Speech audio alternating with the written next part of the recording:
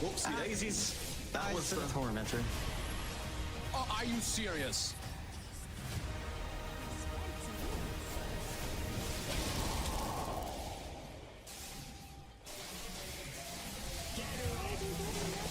It's all right. It's in as well.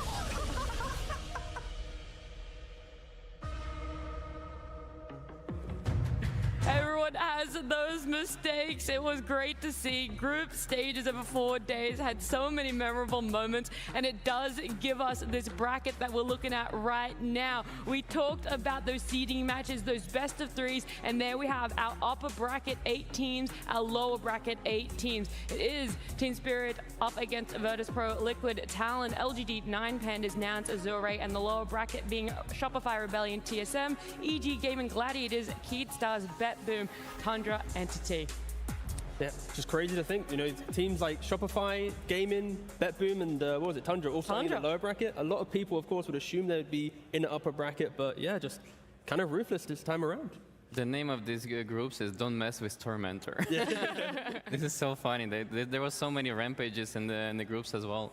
Like the I think whole. with 4, I think? Yeah, I think it was 4 or 5 rampages. It was very, very cool to see. You know, there's going to be a player out there that has never died to a Tormentor in their life of playing Dota. So now they technically are better than some of the pros that we have here at the International. Do they have to have played a game since the map changes to qualify? Oh no, for sure. Yeah, okay. yeah. They've jumped in a couple games, but they've never died. They've never made such an obvious mistake. But yeah, they're doing good. Hey, it's hard, you know? There's little skelly boys running around. Sometimes they do more damage than you anticipate, even to yourself from the Tormentor. And you can't stop them. No. they want that Tormentor. These are like Race Flyer Blaster Ancient, but there wasn't one. Oh, so awkward. With the upper and the lower bracket sheet, the way it played out, we obviously talked about some of those those upset potentials that we saw in the bottom lower bracket, but also those teams going into the upper bracket. The Nouns that we talked about, was there anyone else that either hit into, you were surprised they're in the upper bracket, or for me it's like Tundra, right? They made it to lower bracket and they got to pick their opponent.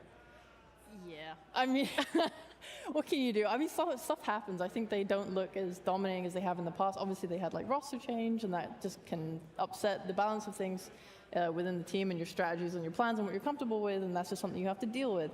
I mean, obviously, it's surprising to see Nouns in the upper bracket given what everyone expected, but they also are proving it. They finally become stable. This is a team where I want to say, like, one of the Dream League they got invited to, I remember them showing up and playing like tier 1 teams, and they were actually owning them in the early game. I remember being like, wow, they're going to win games. Like, they're actually going to like destroy. And then they would throw every time. They choked so hard. Unbelievable. They learn how to not throw. Exactly. Then they went to the Bali Major and they did better. They took more game wins than they did from Dream League, and they looked good again. But once again, they kind of choked like the important series and then went out. And now they're here. Now they're actually taking series where it matters. They're taking their upper bracket. They're finishing games out. They're really looking so much better. Like, they're reaching the potential that they've shown throughout the year. They found that stability for themselves. Also, T, I realized we were talking about Tormentors, we were looking at those highlights, but there are some people out there that might be tuning in to the road to the International, not having watched any Dota in the previous year. They might not know what changes have happened, and thank goodness we have the perfect person to explain all of those changes, everything you might not know in the past year of Dota. It's Purge. Hey everybody, how's it going? Yeah, there have been some changes to the game. We got a huge patch about 6 months ago that made the map bigger. Let's take a look at the game footage here. This is the old mini map that we're looking at, and after a couple seconds here, it's going to expand. So what we got to see is a big increase of area. This is a generic line, but basically this space in the center was the old map. Now there's a bunch of stuff on the outside. So let's go through these one by one to talk about what changed. Here's the twin gates on the left here. These were added on 2 sides of the map here. They're both they allow you to teleport through them after a 3-second period. So it's a very easy way to get from one safe lane to the other. So you're going to see a lot more supports rotating to gank carries without having to lose their teleports to do so. That increases the map play. Roshan's also got a new home here. He lives on the bottom right side of the map and the upper left. He's got 2 houses. He's very wealthy now. And the nice thing is that he's very close to the twin gates. So that means for him, every 5 minutes, he's going to go through the twin gate, go over here, and then go to his other home. So he goes back and forth every 5 minutes, and the benefits that he gives you depends on which side of the map he's on when you actually kill him. He gives Ags blessings later or refresher orbs. We've also got outposts. These are other places on the map to teleport. There's outposts here, here, here, and here. So this is a way that you can use your teleport scroll to get around the map if you want. These two in the center can be switched sides if you take an enemy tier 2 tower. And there's also way more neutral camps because there's more space. Let's do a quick count here. 1, oops, sorry, miscounted, but whatever. And then another 2 here, and then there's another 3, 5 up here. And there's 2 more ancient camps. So it's not 13, it's 12 new neutral camps on the map, so more to farm. And on top of that, we got these new Tormentor things that we were talking about. These are located close to each base. When you kill these, they spawn at 20 minutes. They give your team gold a little bit, and you get an Ag Shard dropped for the poorest person on your team. Nice for support players. They do reflect damage that they take, though, so you're going to see teams take a lot of damage when they take Tormentors, and hopefully not make too many mistakes. You've also got Lotus Orbs on the map, which are these nice pools that are located near each safe lane. Teams are going to fight over these every 3 minutes that they spawn because they heal you for health and mana. And later in the game, they can stack up to heal you for a huge amount of health and mana. So you're going to see these in some inventories. Another big part of the game, Wisdom Runes. These are pretty close to the Tormentors on each side. And, sorry, the video didn't switch. There we go. Wisdom Runes on each side of the map. These are going to give your team some experience to the lowest leveled heroes on your team. So teams are really going to fight over these every 7 minutes, especially for the support players. That's really, really important. And finally, the last one that I'll talk about are Watchers. You're going to see these on the map. They're either going to be blue or red or gray if no one's using them, and they are temporary wards that teams can control to get vision. So these are all the different ways that allow you to play the map in a big way and get across the map easily, make the game more dynamic, and allow you to have more objectives. So those are the main updates that you'll see when you're watching the games today. Thanks, Purge. Appreciate it. All of the updates, maybe even an explanation as to why we're getting these game lengths going longer, support's getting richer, that we're seeing some people who are normally traditionally +5s actually getting the same amount of net worth as some of their +3s, their +2s. No? Yeah, I think that switch is very important right now, that you have to have in the draft a position 4 or 5 heroes that actually can scale in the draft, because if you don't have that scale, then you're losing in the late game, right? So that's why you see a lot of Ancient Apparition, a lot of Phoenixes, a lot of Grimstrokes, a lot of... There's one more. Enchantress. Enchantress, and They're of course, the constant output damage. Yeah. Yeah, Enchantress, when you say her name, one team, one player in particular comes to mind. We're going to be seeing him playing today as well, so let's pull up our schedule. The person I'm talking about is obviously Miposhka. He's had an amazing performance on the Enchantress already throughout group stages, and we're going to be seeing him first team up. They're going to be playing against Virtus Pro, Liquid, Talon, LGD 9 Pandas, Nouns, and Azure. It is all upper bracket games today. No one is being eliminated in our Friday, in our day 1 of the road to the international playoffs. So even if there is a loss, it's not pure heartbreak, okay? You can still be in the run here for the Aegis, but out of those 4, Sheep, which one stands out? Where you like, oh, we could get some spicy 3-game best of 3 happening? It's kind of a boring answer, but like Liquid Talon have played each other like 100 million times this year. Yep. So it's kind of that exact number. Exactly. Yeah. I want to see how it plays out again.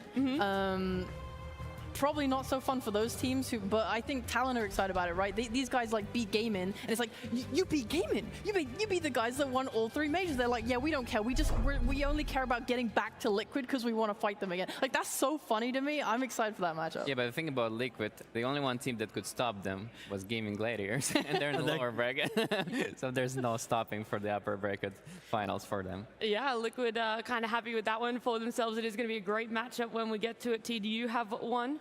I'm probably going to go with like LGD 9 Pandas. I think both of these regions have kind of struggled throughout the year, even last TI. So getting some China or Eastern Europe kind of further into the tournament.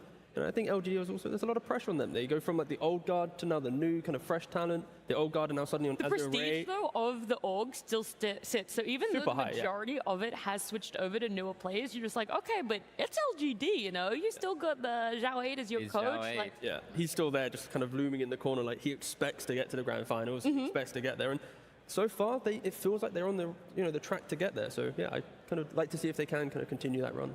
Yeah. Do you have faith in them, Rezo? Are you like, yeah, LGD, this roster could be the one to make it towards the end? I think they're in a better form right now than ever, and obviously, like, they have a pretty good chance because they faced already Ramses and Solo many times before, and they came up on top every time. I'm pretty excited what's gonna happen this year around, but I'm gonna be rooting for Nouns in today's matches. I think it's gonna be very good to see how they're gonna do in the booth, because it's a very big challenge for them, I think.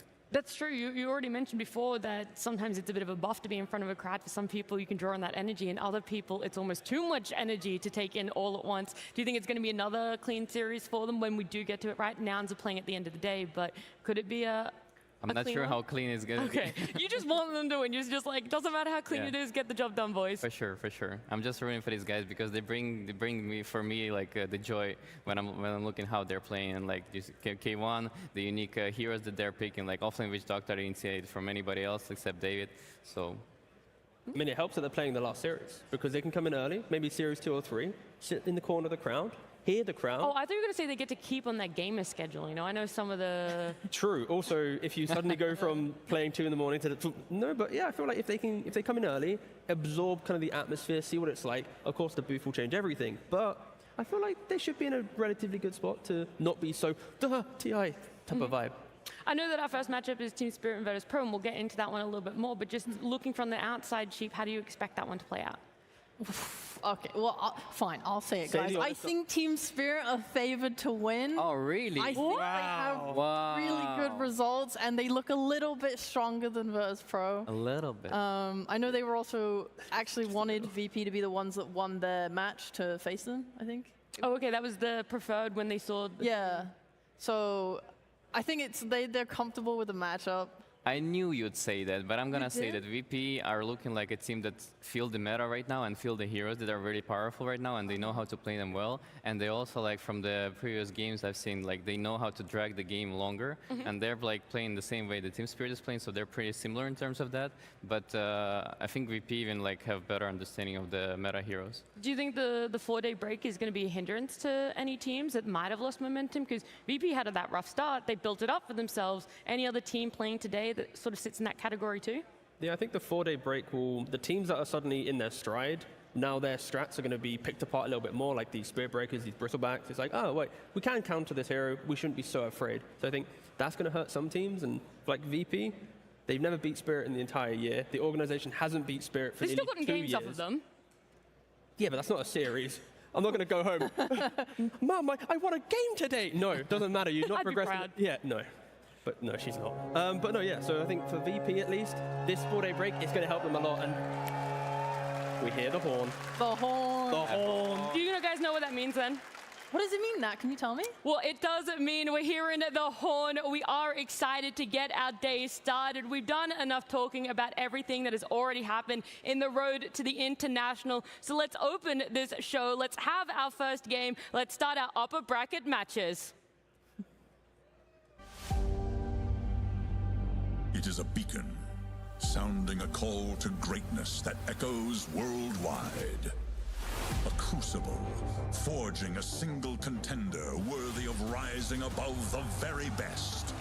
And a celebration, gathering a community of millions to witness history unfold. It is the International, the final proving ground, where the world's finest Dota teams assemble to face each other in the ultimate test.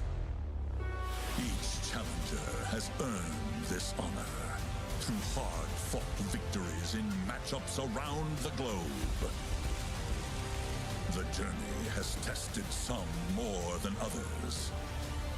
But the favorites and underdogs all know the road to the Aegis defies all prediction. And anyone can carve a new legacy here.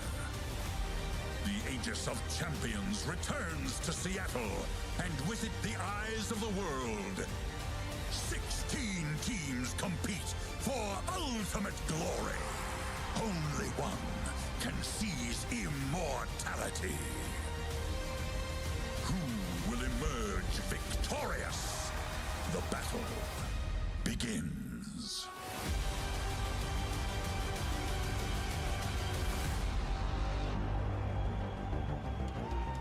Every team has the potential here. The road to the international playoffs, we're starting today. The vibes are electric, Sheep. I am feeling it. The crowd is filling up. I'm so hyped right now. I can't wait for the first game. It's so Well, you don't have to wait too much longer because we're going to bring our very first team out. Let's welcome them to the stage.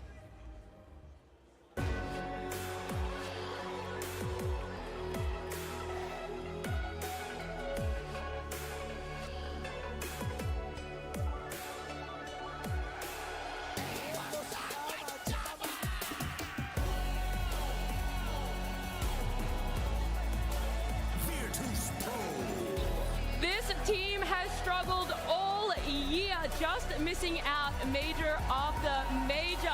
But here they are in the upper bracket, walking out on stage. They have so much to gain for themselves, backs against the wall, and they're going to be up against a tough opponent, an opponent that we're going to welcome to the stage now.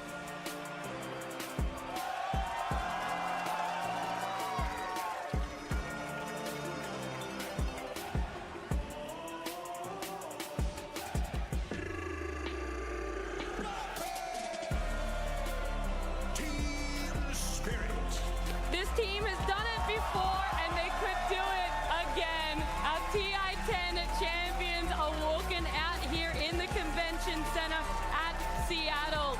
They're going to be coming up against the Virtus Pro. They dominated the group stage. They went undefeated. They went undefeated in their best of 3 for the seeding, and they're the favorites in this matchup. Could they continue this undefeated streak? Could we see them go 10-0 T? I mean, if there ever was a series, this is probably one for Spirit, because throughout the entire year, they have had the best over Virtus Pro. Virtus Pro has lived in the shadows of all the other Eastern European teams. They finished 4th every single time. They have been like one series away from getting to a major, but they've just never been good enough. But to be in the upper bracket, to be against a team that they've, probably scrimmed throughout the entire year, this is like the nicest moment for them. Like, they can finally seek revenge over the teams that have just kept them away from this international stage.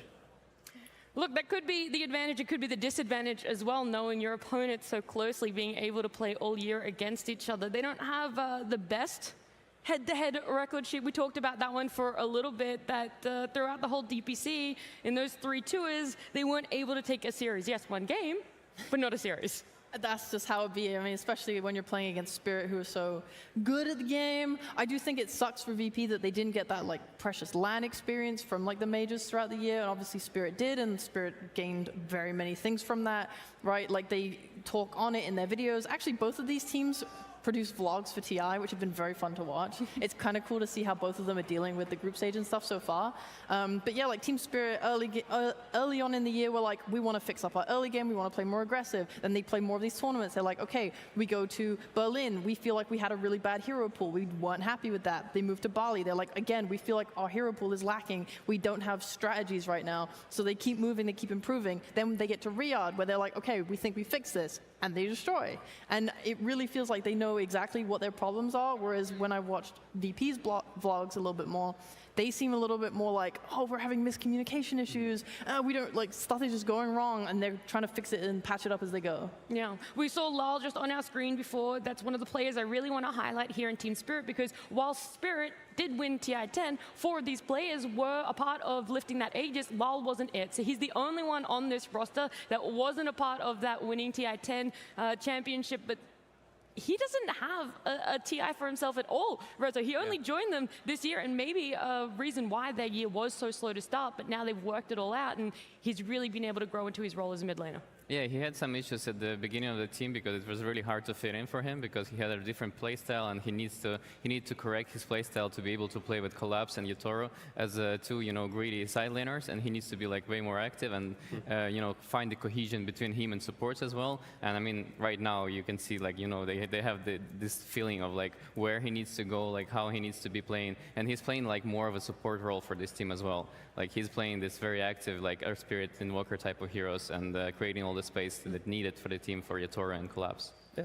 Being active doesn't necessarily mean sacrificial, though, T. He could still be, a little bit greedy, just not in the farming way. Yeah, just got to have your presence on the map. That's kind of what Rezo's kind of hinting at. And for Lal as well, he started his pro career playing with one of his opponents, Noticed. They started on VP Prodigy together, and then they Noticed was a carry player back then. Then when DeHuck joined the team, it was Windstrike, and he pushed to offlane. So, Lal, he's kind of been there from the get-go against his opponent. So a nice little bit of rivalry. Again, the booths are so close. Maybe he does give them a little wave mid-game, but it's quite a wholesome series as well. Yeah, they were on that Bet Boom roster together last TI as well. They ended up coming in 19th, 20th, so not the best placement for themselves last year, but now they're going to come up against each other, Lal and Noticed, in the upper bracket. If you want to talk about captains, though, FNG, he has been around for a little while, hasn't lifted the Aegis for himself, but coming up against Maposhka, it's a tough captain to compare yourself to. Yeah, I think for both of these players, they are kind of hallmark Eastern European captains for FNG.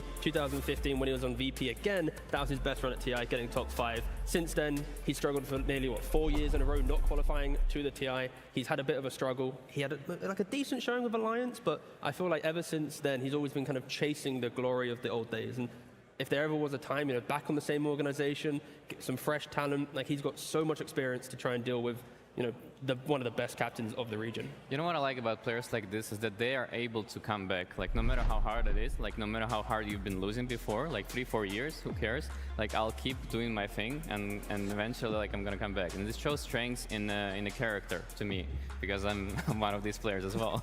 Yeah, to be able recently I had burnout. I just completely was done with Dota for half a year. I wasn't playing, but then I came back and I finished 2nd of TI. So it's like I know how it is. I know how it is like when you feel that pain inside, but then you still like keep going because you have a passion to the thing you're doing and you want to be like one of the best at it.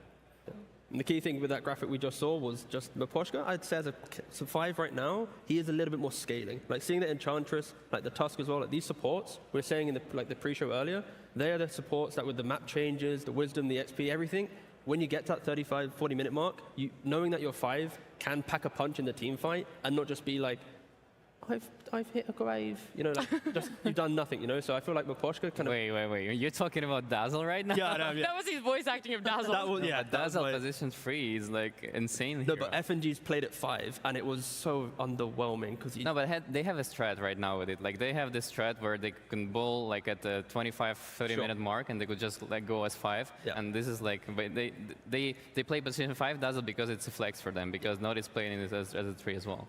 Oh yeah, like the team, like Squadix on his TA has been phenomenal. I think he was one of the rampages actually in the he was. stage. Yeah, and they played that hero so well. Like you're talking about this bull, it's very effective. I actually think we're going to see Team Spirit potentially ban it in the first phase, because when they played against Shopify, they also banned the TA, because I think the TA, especially on mid, works so nicely against Lal's heroes, and just the tempo and playstyle of TA, it just seems to be really annoying for Team Spirit, so I would not be surprised if we see that hero banned out. Yeah. Let's go a little bit broader again, because Virtus Pro, we talked about Notice, we talked about FNG. I know that you just mentioned Squad there, but Kiritich Squad, and I can never say his name, by the way, the POS 4. Sayu, it is? Sayush. Sayush. Is that actually how you say it? Okay. It's because I swear I was getting it wrong. W is Sure? Sayush? Okay. Let's talk about them. This is their first TI appearance, okay? They've been able to get through qualifiers or attempt at qualifiers, make it quite high there, but not actually making it to the international themselves. So give me some more information other than just how to actually pronounce his name, please, Reza. I mean, they're so young as well, right? All of their course, like around 20 years old. Yeah, so 2021. It's going to be like very, very challenging for them to play in the first, hopefully like FNG should be the one who's creating the atmosphere in that team, like along with their coach G, to like, guys, calm down. Like we're here to like prove nothing, because we already like in the upper bracket, it's already good results for us. Just like, play your best, like to do whatever you feel like doing. Don't be afraid of like making mistakes. And this is like what they need to be focusing on right now, because they need to take that pressure out of their shoulders. Don't be too result-orientated, It's still very fresh, very new for yourself. Anything that you want to quickly add, Sheep, about these new players? Yeah, FNG, he said himself that he thinks that the key takeaway, the biggest lesson that he's learned is confidence. He says that his team, he sees their potential, he knows what they can do, they can own. He says he gets mad when they show up to any of these official games and they play like chickens. He's like, we need confidence. We just need confidence to get out there and win. Alrighty, well, the confidence, hopefully they're able to take it in for themselves. But this game 1, this first series, we are ready to begin. So let's go.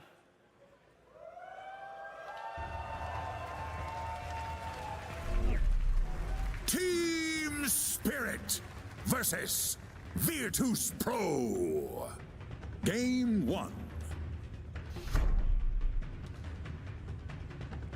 Draft will be coming up on our screen very soon. I know that that lobby is full. Now we can get into the nitty-gritty of these drafts, of the heroes, who's coming into meta, everything I know you three have been waiting to talk about here for the road to the international. So give me some key picks you think Spirit need to focus on getting for themselves, Rezo.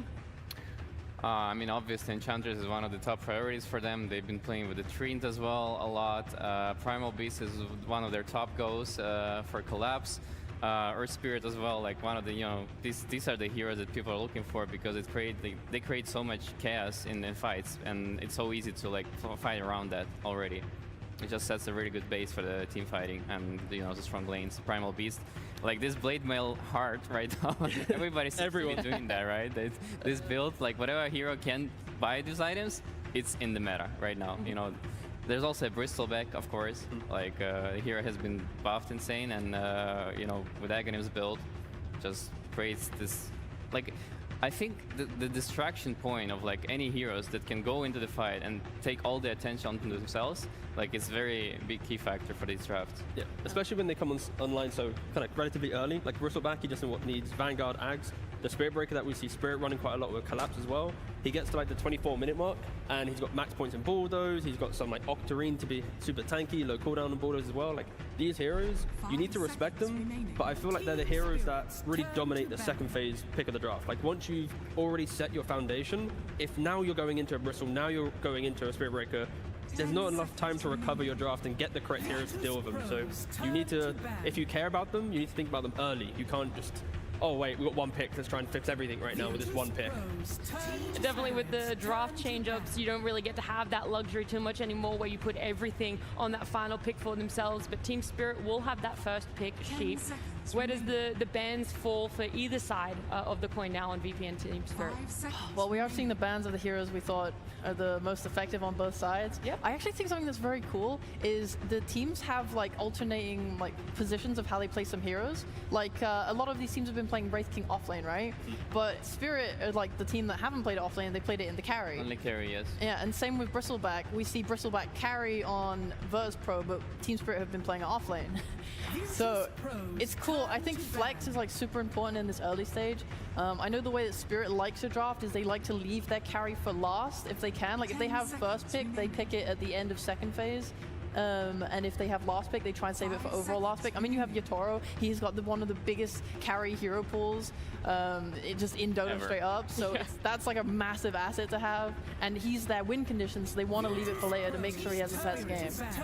And you talk about the break that we had since the group stage. So Collapse, of course, didn't really play Wraith King during the groups too much, and he played it 2 times in his pubs, lost both games. So maybe we're probably still not going to see it in offlane for Team Spirit. We can put that on the shelf. But one hero that he has been playing a lot in his pubs is offlane Chaos Knight. He's played 8 games, 75% win rate, and you'd like to think if you're spamming a hero 8 times whilst in Seattle, there is some logic to maybe they are looking at that to be an actual strat that they pull out, but keep that in mind if they are to pick that up down the line. I think doubling down on something like that is going to be fantastic for them because we're all looking towards flex picks now, right? And if you're able to pick a Chaos Knight earlier on before it gets banned out and flex it between a 3 or a 1, you're always going to be able to put it in a position that has a favorable matchup for itself. They're going to take it out instead. They don't want to come up against it. They don't want to pick it for themselves. They're going back on Spirit Breaker. We saw it in the best of 3 to get it into the upper bracket, and it worked out favorably for themselves. Wow. Riveting draft, guys. Okay, the Bristleback I want to talk on more. I'm glad it got picked up because we did some stats about it. We sort of dissected it. Bristle had an amazing win rate. He was looking pretty good, especially for how much he was being picked up and his skyrocket in popularity. But when we segmented it and we looked at only carry Bristle, it was abysmal. It was like 30% win rate on it. Like carry Bristle just was not working out. Yeah, it also helps where so offlane Bristle, you're playing very forwards. Like every item you buy, you're looking to annoy the next hero on the map you see. You're taking away your enemy's jungle, and if you die, it's like, oh, whatever, I'm just the offlane Bristle, right? But in the carry, there's always going to be things that are slightly different. You need to farm backwards. You're not invading as much. If you die, the game can be disjointed. So I mean, there's a few things I think about it. Offlane Bristle has the enchant, safe lane Bristle doesn't have enchants, right? Yeah, so that's a big part. And as well, the Virtus Pro, they have the success with the Bristol just because Notice was playing heroes like Wraith King, which already like kind of like a carry, right? So he's feeling that role for themselves, and Kiriti is just like being, position 3 type of Bristleback, not even like fully carry. I'd like to see right now though for VP, if they are going to go for, let's say, off lane Bristle, I want to see them have like some like Morphling Razor type kick safe lane where the Spirit Breaker never has kill threat the entire time. He's always kind of like in the lane, hitting creeps, but always getting pressured. I think the best example was when 9 Pandas, they run Undying plus Morphling against a Spirit Breaker. Like that is an impossible lane for him to play because you're always just on the back foot, you're away from the creep waves, you still want to go Midas, you still want to go Octarine, but it's like 10, 15 minutes later than you're expecting. And the same thing for Spirit. I'd love to see them go for like a traditional break or something in their lineup because it's a first pick Bristle. Like there's so many Should be able to heroes punish it. that can punish the hero. Just we don't see them because they're kind of out of meta right now. Yeah, so you have like your Primal Beast, but they get rid of that. Yeah. So he can't get the Ags and have the break. I mean, the problem with picking a safe laner like Morphling or whatever against Spirit Breaker is they can just combine heroes, right? You could have Grimstroke just been picked up by Reverse Pro, but like Team Spirit, maybe they could pick a Skywrath Mage, and then you have that ability to silence from Fog and get a kill that way. If you can just enable yourselves to go and move on the map and take fights, use that portal or whatever, it's like you don't have to worry so much about the carry, and maybe you pick a better carry matchup later down the line. I'm also thinking about Ancient Operation is a good counter to Bristol as well, because people used to, go for this Blightstone, right? Yeah. It's such a good combo as well with the Spirit Breaker. You throw down the Vortex, the extra magic damage, you're just pushing out waves so easily, and you're always going to hit your ultimate because Spirit Breaker, he's going to bash, nearly 71% of the time, so it's going to be super easy to keep heroes contained. I wouldn't be opposed to seeing it now, to be fair. Yeah, it's either that or Skywrath Mage for them. They like this guy a lot. They love this guy. That was something that they kept going back on. In fact, they were even willing to first pick it. That's how much faith they had in that Skywrath. But I agree with your point that when you see this, you'll be able to punish it. But like, you need to create a strong lane against it. Probably like people don't want to go for this Undying type of heroes because they don't scale well, right? Like I love like if there's VP, if they do Bristle Grim as an off-lane combo, because like if you go, you have Stroke of Fate, you have Inkswell, ways to keep the Bristle alive, but also easily ways to punish on that. So like that should just be the lane in itself. I think VP still got their 5 and their carry to pick up in the draft. Yeah.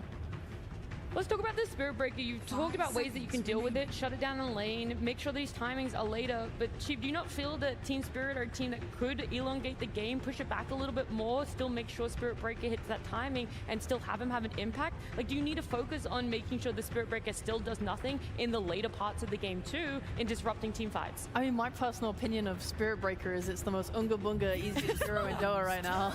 So. I don't personally think that shutting down his lane is like enough because his spells are just good. Yeah, okay. And obviously you're going to do more with this golden items. I think maybe VP, if they are able to shut down his lane, they can pick up something like, holy shit, they're drafting so fast right now. I was going to say maybe they could pick up something like a Yules to help kill him in the mid game, but it doesn't seem like that's the thing they're going for. It looks like they're just going for a ball that is so hard to kill that Spirit Breaker cannot utilize pickoffs the way that they want to right now, right? You see Spirit Breaker, you see Hoodwink. These are two heroes that they can set up on side lanes. They're going to catch you, they're going to kill you, and they're not going to let you do that. They have a Pugner and a Bristle, and they're just going to go together. Yeah, the key thing here for VP is Spirit Breaker is very good at elongating the games because he just charges through the waves, keeps playing behind you. And now with VP, it's like Spectre can farm jungle, Bristle will basically protect one wave as it goes down the lane to get to a tier 2 or a tier 3, and then you take the fight from there. And yeah, Spectre pick. These two supports are just food the entire game. Like, if you see them, you pressure ult, you jump on top, you get that kill. If he goes Ags down the line, then they're going to be dying even quicker. So I love the Spectre pickup because I think this is their best strategy, and they know how to utilize Spectre, and Creative is playing like very, very sick Spectre. So I'm looking forward for some mid hero that is active and is going to be, making plays for the Spectre to hunt in, which right now they don't really have that because Bristleback is just like going to farm itself, and the Earth Spirit is probably going to be banned, so I'm wondering what the next heroes they're going to be looking for. Are you a little like bit... Earthshaker or Walker? Oh, and Walker's banned already, never mind. My only fear with Spirit's lineup right now is, are you a little bit worried it's a bit of scaling? Void needs to buy a farming item +1, Spirit Breaker wants to go for a Midas plus an Octarine. Like, both the side lanes need to greed it up a lot, so there's a lot of pressure on Lal to have that mid hero that can kind of do everything. Because AA Hoodwink together, they can kill anyone on the map. But this mid hero also needs to kind of amplify the supports. Otherwise, it's a lot of farming, a lot of waiting for Spirit's lineup to get online.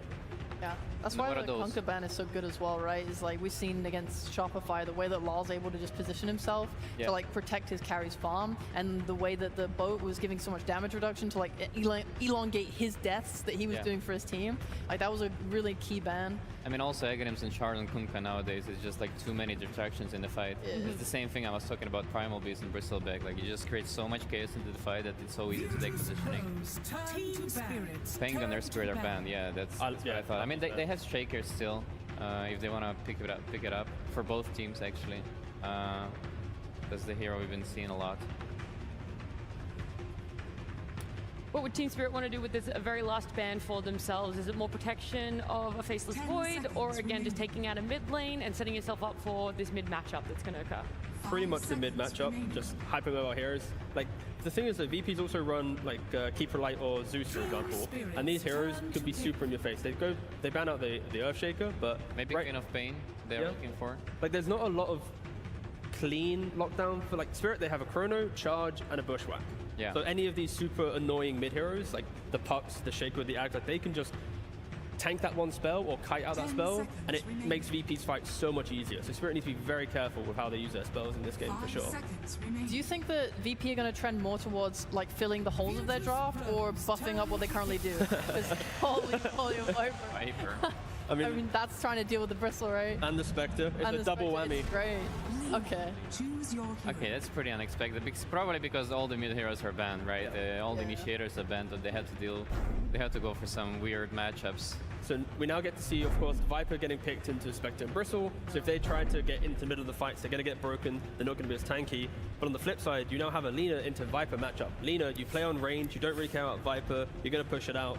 So this Viper pick, yes, it's good for the game, but how good is the lane really going to be for him?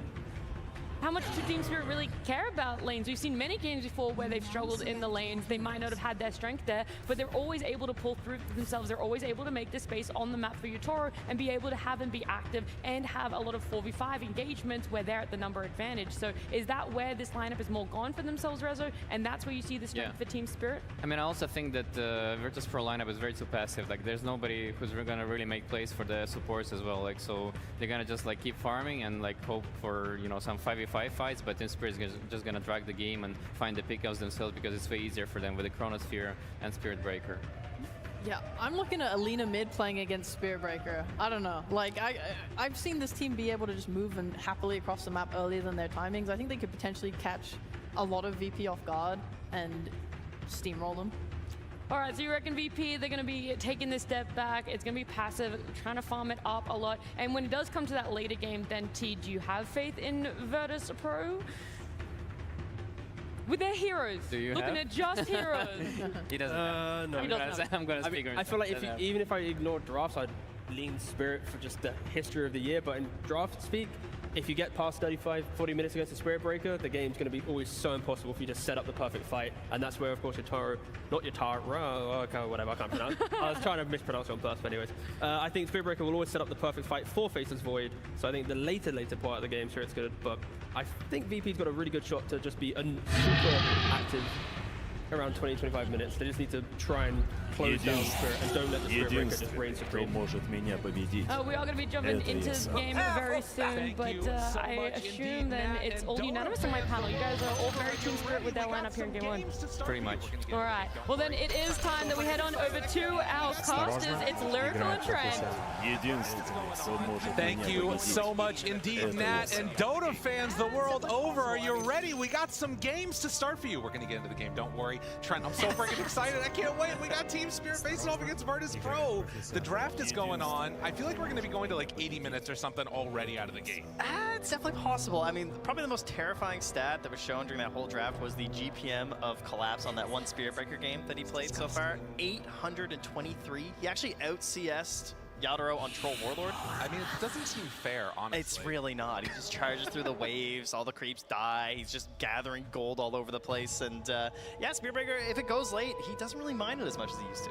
No, I mean, you see these like Aghanim Scepter, Octarine Core coming out, all of this like incredible mobility, and as Purge talked about at the beginning of this, the bigger map, right? You've got more places to go. It can also mean that you're more separated from your allies, and suddenly there's more pickoffs that happen, and that can be the game-defining thing.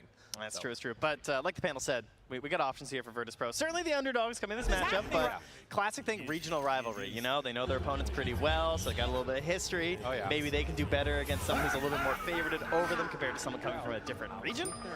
They know these matchups. Some former teammates mix in there as well. Oh yeah. No, and I think like that's one of the. Is it okay? Like, I'd say so. Break it? I don't know. Not sure what that is going to end up looking like. As heading out across the map, you can see that already Spirit set up on that top side of the river, smoking in, hoping to find somebody. Doesn't look like they're going to find any purchase there. But we did get that little crazy picks coming out at the end. It was the Viper into the Lina. The panel talked about it.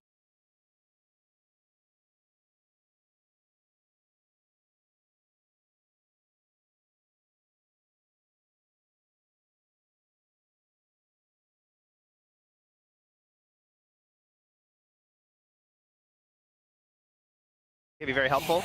But, you know, Seattle, TI, it's been a while. It's been since TI7. Back. Lina Viper. Oh, yeah.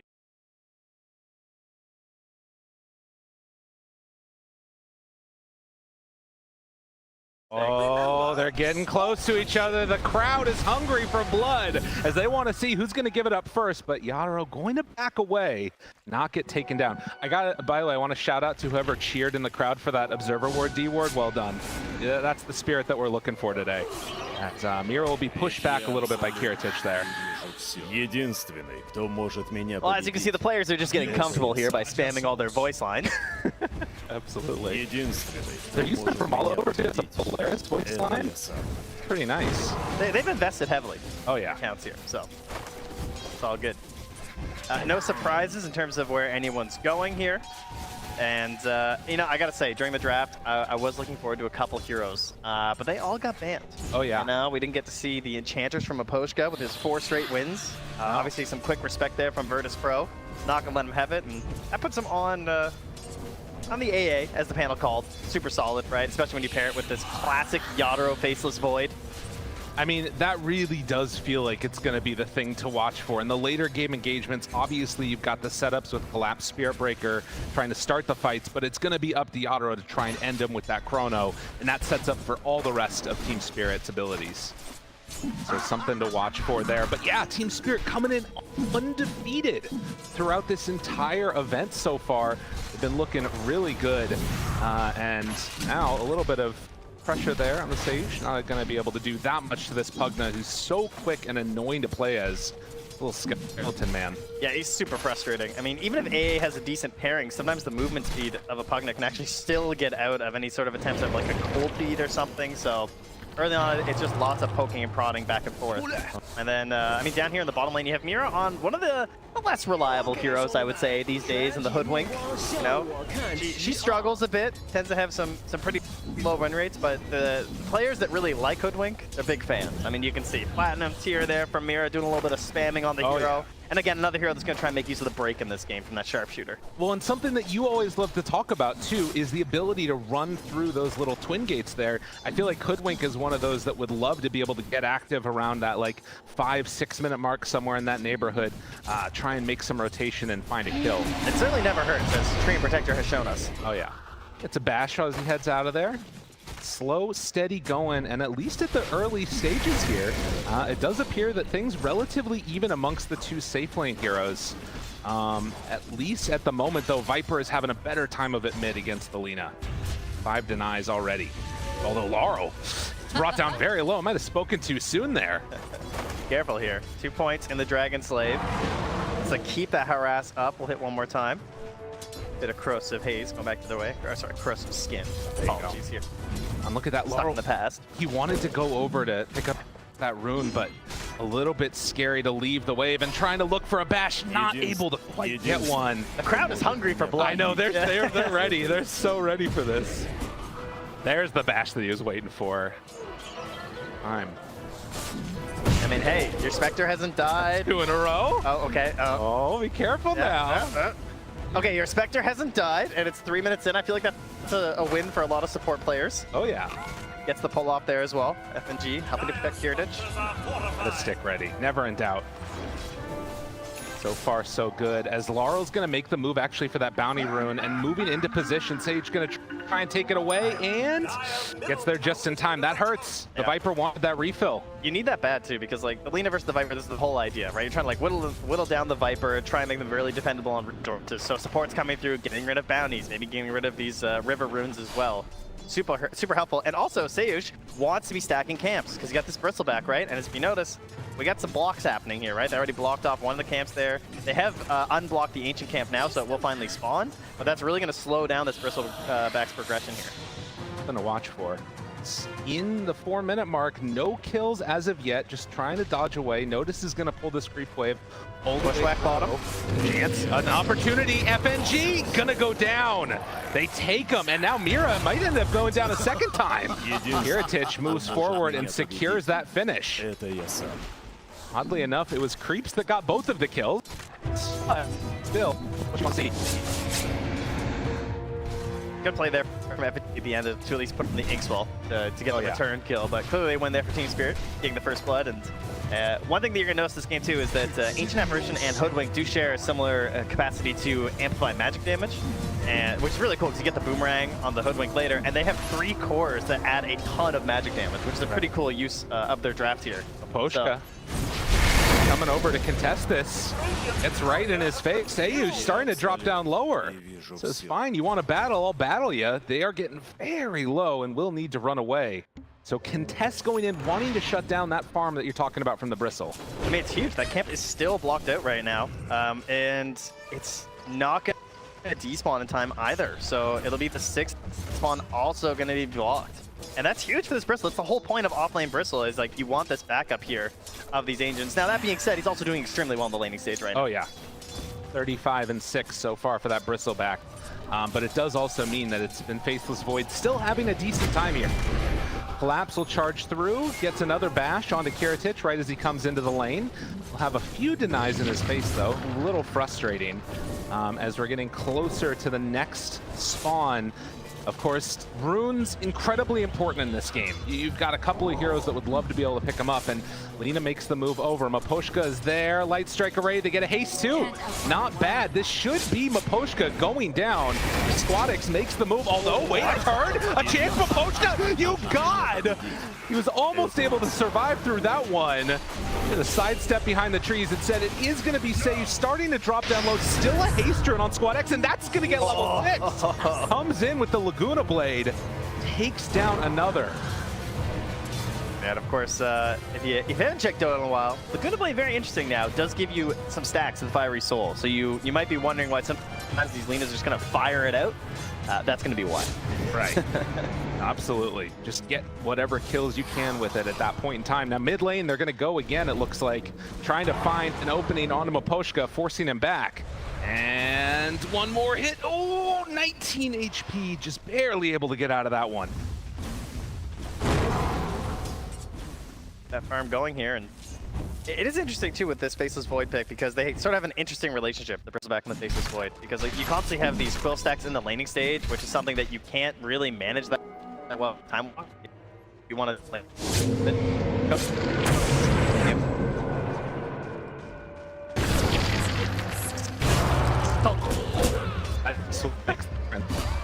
returns shot onto him. But the counterplay, you know, that's Bristleback or Faceless Void, but he's deal with time dilation throughout this game. And Bristleback really doesn't buy a lot of Dispel these days. That's not something that you really want to opt for. So that's going to be really frustrating for Notice. He has to constantly deal with this time dilation with his quills. Right, might need to get a little bit of help from some of his allies there. And of course, you have the other nice little pickup, which is going to be the Grimstroke Inkswell later on with that Dispel. But it's something to watch for, no doubt about it. How they make style. Uh-oh, this is a bit swell. Larry here. The distance to get out, but now Kiritich shows up too. They're committing heavy for this kill. They want to take him down, and they're going to get him. Spectre. Level 1, 60-second cooldown, has the urn complete, and now stocked up. And looking towards that very common progression right now of Blade Mail into Radiance. That's currently the plan. Okay. Steve sticks to it. I mean, you know, you come into this, you think Team Spirit's going to be the favorites, haven't dropped a game yet. Now you look at the net worths, they're looking pretty good across the board. It's been a solid showing so far for Virtus Pro. Squadix is terrified mid. He's been sitting in this tree line for a solid 20 seconds. Oh. I know. Not coming out there. Aware of what's happening that kept him.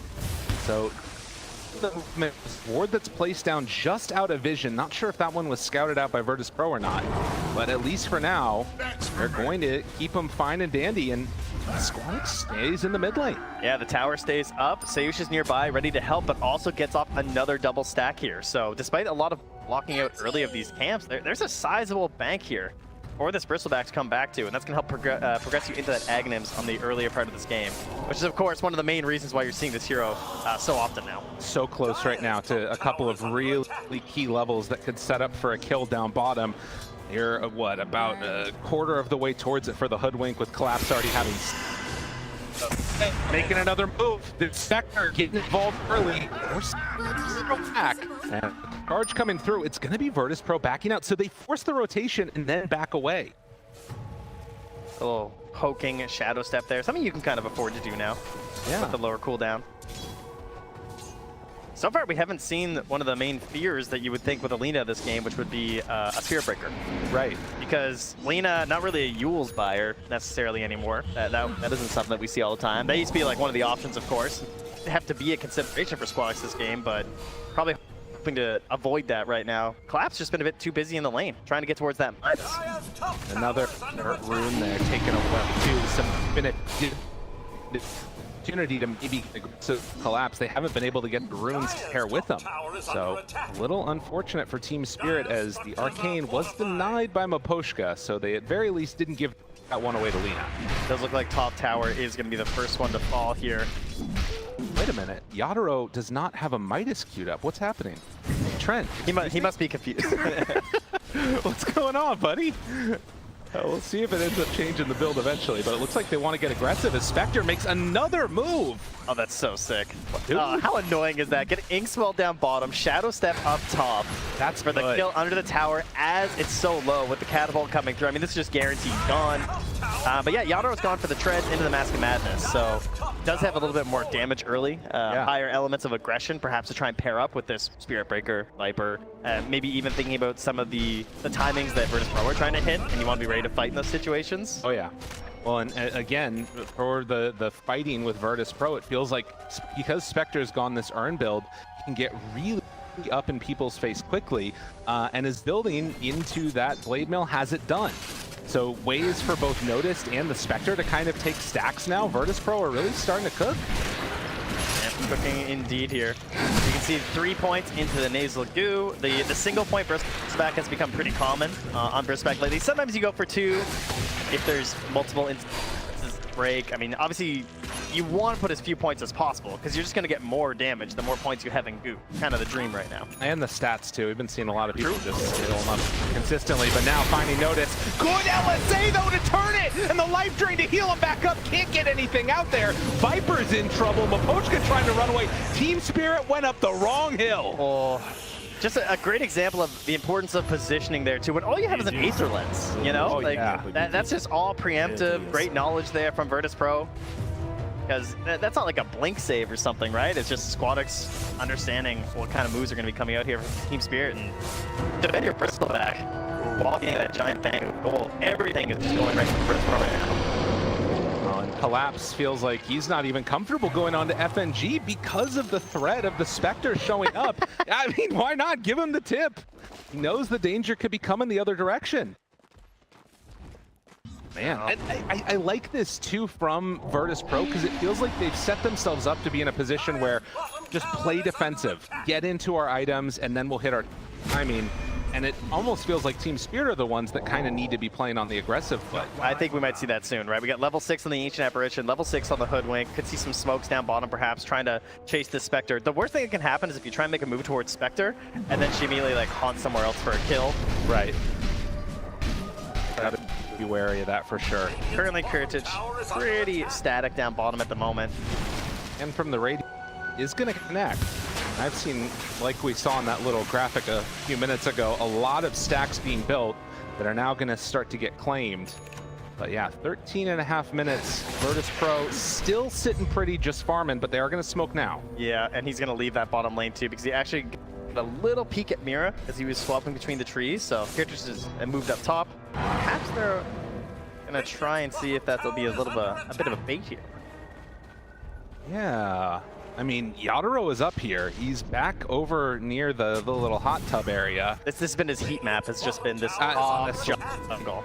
I mean, but everybody knows that this is where you end up going. Sparks is just going to instead head on over to farm, not feeling like they want to make the dive behind the tier 2 and instead just going to play for the farm. And over the mighty mines here. And then immediately back to mid. 2-7. Again, a bit of a slow one with Virtus Pro picking up the majority of those kills. Every move that Team Spirit's made over the last few minutes has been rebuffed.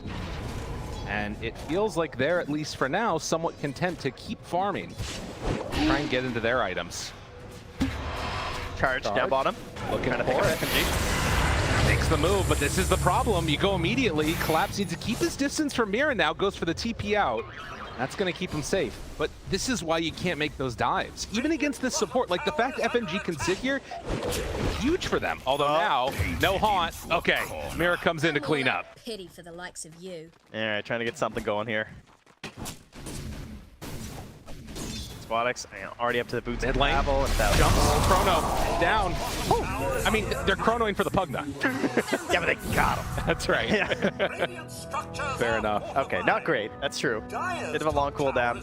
To be fair, he's also just been hitting neutral creeps this whole time, so finding something here for Yadaro.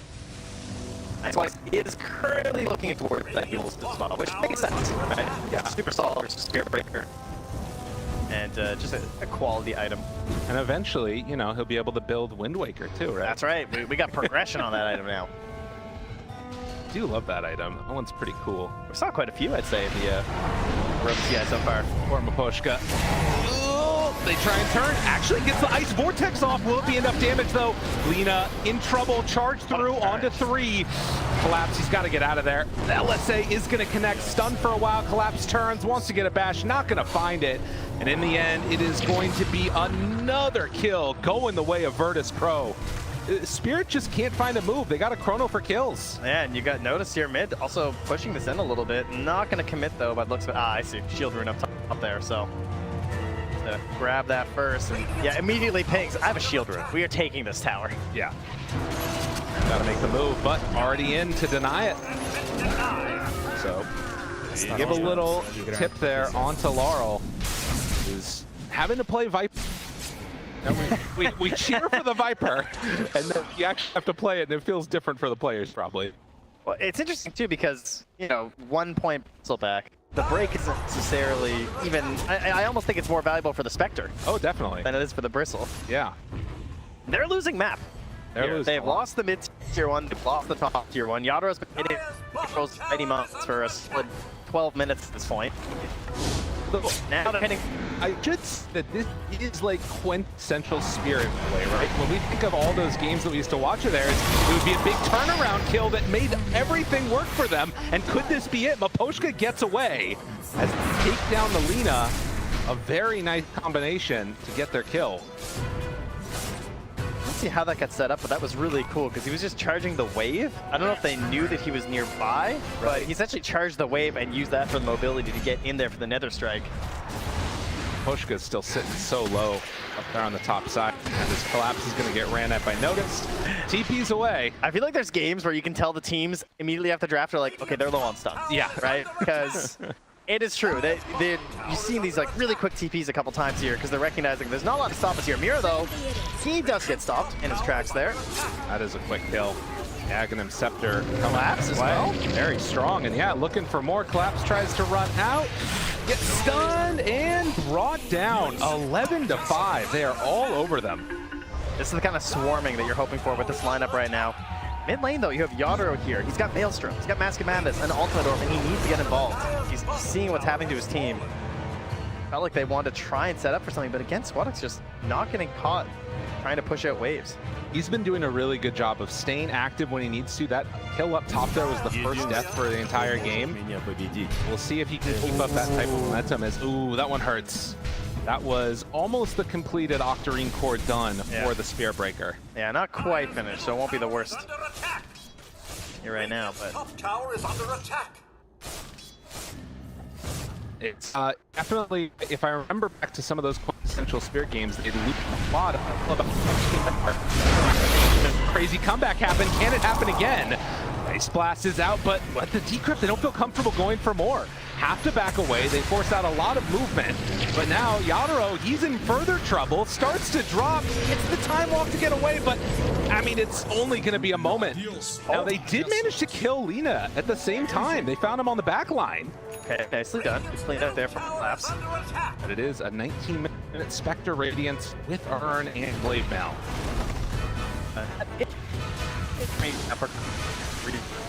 So that should...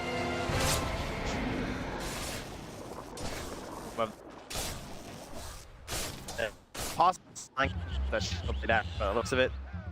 See if they tower is under attack. Open the map. Radiant's bottom tower is under attack. I mean, part of the problem that you are all option, right? The hunt for Radiant's bottom can they really attack and set up on a tower with these heroes? Not really. You know? No, there really isn't much push on either team. I mean, Lina to some extent, but we've seen what can happen. Like, if they commit hard onto Lina, she's going to die. Has to...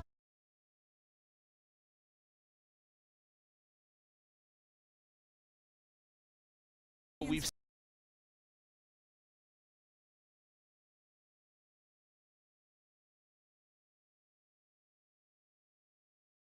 as 20-minute mark comes around, still only a 3,000 gold lead. For doubling their kills, Virtus Pro haven't been able to create that separation you want to see yet.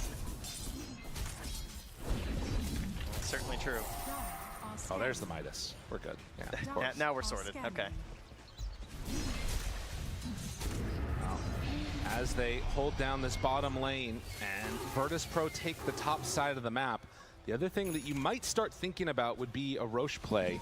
Obviously can take it to some extent with the Bristleback, having that minus armor, but not a great Roche taking lineup until that Spectre gets into Manta, really.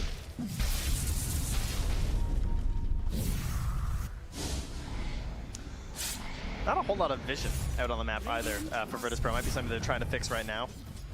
Not sure if they have some boards coming out. There's tons of vision currently for Team Spirit, which is really important with the Spirit Breaker, of course. Look at this. As soon as he shows up on the wave, and then Collapse is just sitting there, taunting as they go on him, realizing you can't actually go for that kill. And then they back away. Yeah, they barely tickled him. I mean, do you think that maybe if you're Team Spirit, you think about getting active when you know that Haunt is down, or is it just too low of cooldown? I think you might want to wait until they feel pressured to like go for towers or set up for Roche. Like, I wouldn't want to waste Chrono right now, is how I would think about it for Team Spirit, right? Like, if you could find a fight maybe near Roche, that could be worth it. I think they're definitely capable of taking it if they get a significant kill. But then you have to worry about things like, you know, is it going to be valuable enough for a buyback Shadow Step? Right. You know, could that create some serious issues for us? Collapse has also purchased up the planar pocket. Oh, wow. Like a straight up purchase early on, which I think's, I don't know, maybe I don't know if I've ever seen that. It's very interesting. Yeah. But the magic resistance is just so ridiculous this game. Right. That that's certainly the best reasoning for it. And of course, if you do catch the right spell, yeah, it is insanely valuable. I but mean, like when you're trying to get Shadow Blade and stuff, that seems like a really heavy investment. It is. He has no hope of getting from the Tormentor, though. That is for sure. He is top of the board right now for Team Spirit. So. Right. Yeah, if you want it, you got to get it. I mean, I guess it is, like you said, just a crazy amount of magic resistance that does help out. As down bottom, they managed to find Miposhka, who Glimmer Cave's trying to escape. Actually, almost survived that one, but the jump forward, Chrono now onto two, but the LSA! Oh, he's in Chrono! Is it still going to be enough to get him out, though? The Decrep is there, along with the Yule Scepter, charge through onto Sage. They find him the second go. Moving forward onto Squadix. They get him with the Bushwhack. They need a little bit more damage, but they're not finding him. the LSA to save his own life in a chrono. Even time can't stop this guy. And he finally got Seiyushin at the same time, which is so unlikely to happen. This is an Aether Lens Pugno with Glimmer. Like, what are the chances you catch him inside the chrono with Alina? You finally do it, and he gets off a godly LSA to save himself, and into the Roche pit they go. 5K lead, potential Aegis being set up for them right now. This is everything Virtus Pro wanted with their draft. I don't know if Virtus Pro heard. Oh no, oh no. Oh, notice, Roche is angry. He's coming for him. It's Spirit Breaker 2. He's charging through. I think he's gonna finish this one off. It's very close, enough damage. They take him down. Collapse says, no, this isn't your Roche. I'm coming in for more. Tries to find more damage. Can he get away? He's slowed. He's silenced. LSA to finish. Ooh. The supports were smoked, trying to get here as fast as possible. Hey, yo, that bristleback kill though, right? I mean, got him. Now they move it in, but Roche, it's already gonna fall. I mean, Spirit are right up on that hill, but they're just a couple of seconds too late. Do they still want to take this fight, They're feeling desperate. Mira they looking, want a little bushwhack, it's online. Can they get it? But the silence is already there. Grimstroke on point. And with the Soulbind out, leashed up, FNG is gonna die, but they wanted more. Hoping to get a bigger kill there. Jeez. Grimstroke is very good, man. This hero is crazy. Yeah, Silence has been really on point so far, as well as those Inkswells too. But yeah, 4 points in a Phantom's Embrace, 4 points Inkswell. Looking really good here, and I mean, negative win rate, so it must be bad. Apparently. Yeah. Yeah, not bad. That's how it works, I think. Well, to be fair though, it is on Radiant, so you know that was a positive win. Fair. Right? Yeah.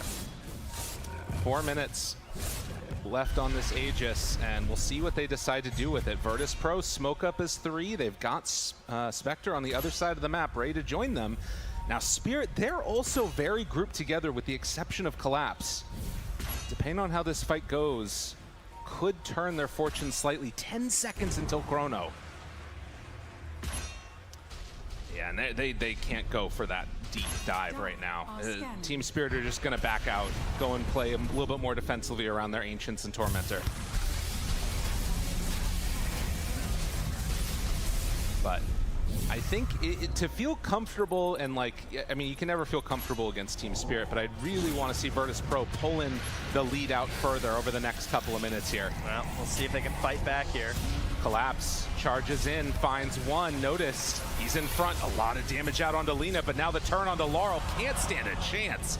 There's way too much damage coming out with BKB on a noticed, can't do anything. They're just gonna retreat back. Collapse just charging across the map right now. Yeah. And some pretty cool ideas here. They have this ward in the mid lane that's giving him some like preemptive vision on the waves, which is something that's going to be super important for the Spirit Breaker to keep the game going. So the deeper wards that you can get as the supports on Team Spirit, that'll allow Collapse to try and catch these waves just randomly across the map. And he's just able to charge right through them. And well, there it is, folks. The 26-minute Midas for the Viper. I hope your seats are comfortable. Oh, yeah.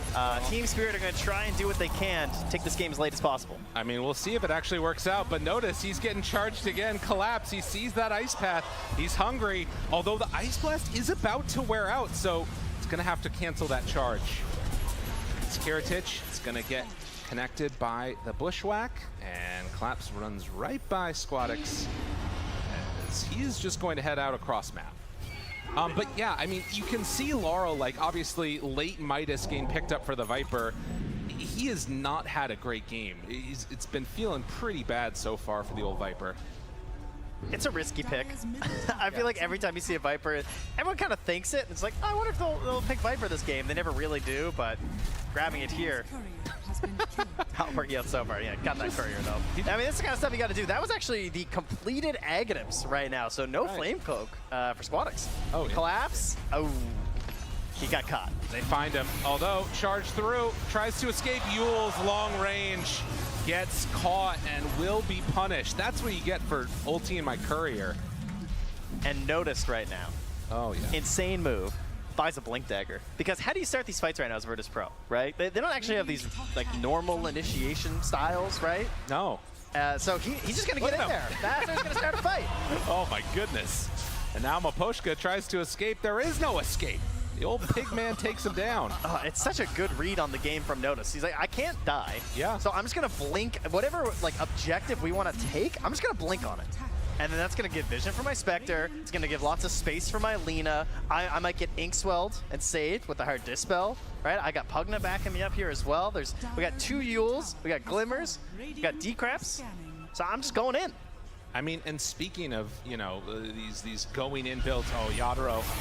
Yeah, I mean, he gets the Wisdom Rune, but he's going to pay for that. No, time off. Gets away, time dilation. Chrono now on to 1, wants to find that kill. Okay. And the says, yeah, I'll take that one and get out. Why not? All right, he's gaming. Crowd likes that. Team Spirit fans in the building. I mean, that's what you need to do to get back in this game.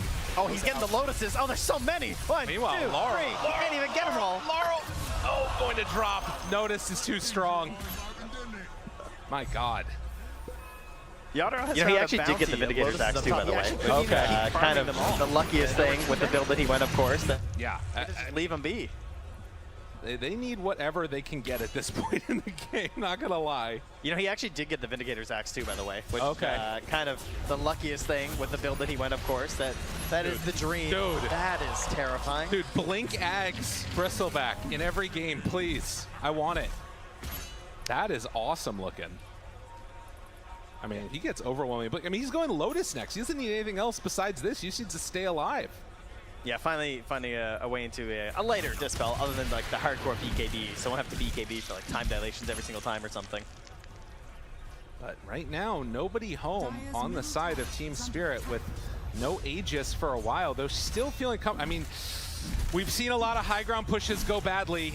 Oh, Virtus Pro, is this going to be a little bit too bold of a move, or are they comfortable just continuing to make this? They'll force out the glyph. Do they stick around for more? They seem to have the heroes for it, but I can't help but feel uncomfortable. We've seen so many high ground pushes go bad, but a Yule Scepter lift up. Have they found the secret, the way to break it onto Collapse? He's stunned, but there's the Bushwhack. Ice Blast afterwards connects. Notice starting to fall lower and lower, but not going to go down. And with Spectre in the backlines destroying Mapochka, he's finding more. Kiritich tries to TP out. Does he have a way to escape? The life drain heals them back up, and now Laurel also in trouble. Virtus Pro say we don't want to go late game. And Yadro not there to help out. VP trying to put the nail in the coffin. Yeah, he's got no chrono. Not a whole lot he can do in the situation. Trying to delay as much as they can, but they need him if they want to hit these Ice Blasts. If they want to do some crazy combos. Not gonna happen. They're onto him again. Yeah, they're the ones getting comboed right now. That Agnum's, after getting killed on the courier, finally delivered to Squad X, so things only getting harder now for Team Spirit. My goodness. They have to find some crazy Vortex, Boomerang, insane magic amplification damage here for Yadro to try and get a kill, and then he's going to be chronoless. Man, well, he jumps in and then the blink away from the Bristleback immediately. I mean, you talked about Shadow Step. Looking. Spectre players, no dust. All right, everyone relating right now. Oh, gotta run away, run away. Those illusions are gonna kill you, Mira. Oh, run, keep running, scurry away from there, a little hoodwink.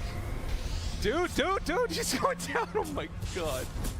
That was, that jump in at the last second there was almost enough to take down the hoodwink. Just a little bit of panic. I really like this Blink Dagger on Bristleback. It was so good. It was a great pickup. Blown open the game as we take another look at this fight and what could have been something from Collapse, but just gets absolutely demolished there inside the base. It's tough because what can you really achieve with this defense, I guess, right? I think they were maybe just hoping they could dissuade them a little bit because they know they can't win a full fight without the Chronosphere.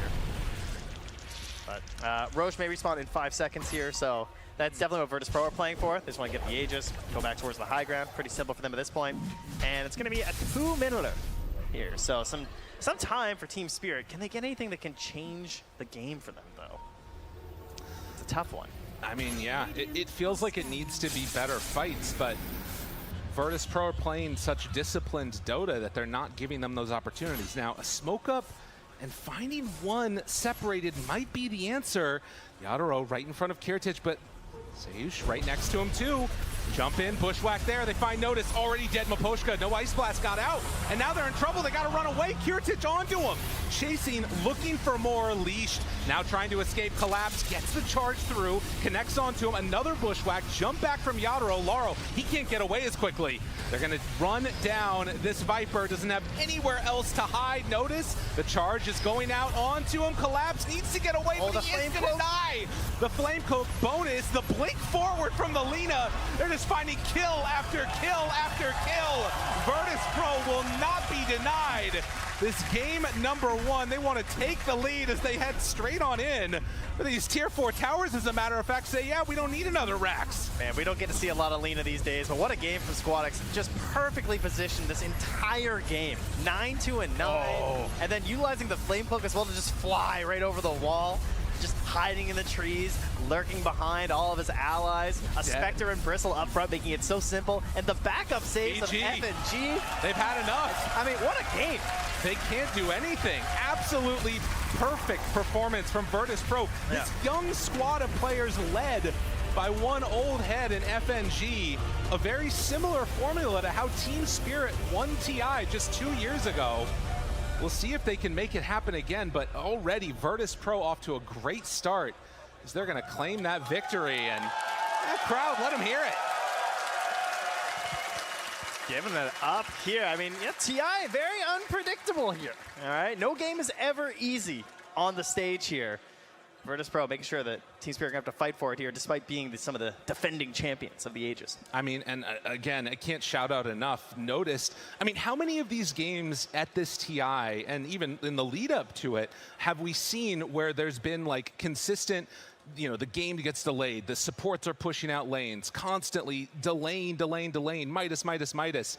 And instead, this one, they find the blink daggers to just run in and find pickoffs. I mean, Lina had a blink dagger. Oh, when was the last time we saw that? Yeah, it was a hard commitment, and it's very scary in this meta, right? We've had several teams struggle in these situations. You buy these items, and then suddenly, oh, we're not winning. Oh, the blink didn't pay off.